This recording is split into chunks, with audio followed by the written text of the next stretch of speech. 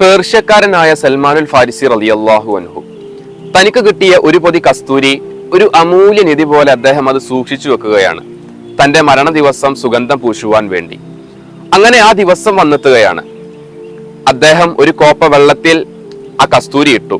സ്വന്തം കൈകൊണ്ട് തന്നെ അത് ശരിക്ക് ചാലിച്ച ശേഷം തന്റെ ഭാര്യയോട് പറയുകയാണ്, ഇതെന്റെ ചുറ്റിലും തളിക്കുക. അള്ളാഹുവിന്റെ സൃഷ്ടികളിൽപ്പെട്ട ഒരു വിഭാഗം സൃഷ്ടികൾ ഇപ്പോൾ എന്റെ അടുക്കലേക്ക് വരും.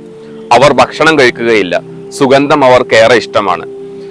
കസ്തൂരി തന്റെ ചുറ്റിലും തളിച്ച ശേഷം അദ്ദേഹം തന്റെ ഭാര്യയോട് പുറത്തു പോകുവാൻ വേണ്ടി ആവശ്യപ്പെടുകയാണ്. എന്നാൽ അല്പസമയത്തിന് ശേഷം അദ്ദേഹത്തിന്റെ ഭാര്യ സൽമാനുൽ ഫാരിസി റളിയല്ലാഹു അൻഹുവിന്റെ അടുക്കലേക്ക് വന്ന് നോക്കുമ്പോൾ അദ്ദേഹം അള്ളാഹുവിന്റെ രാജസന്നിധിയിലേക്ക് യാത്രയായിരിക്കുന്നു.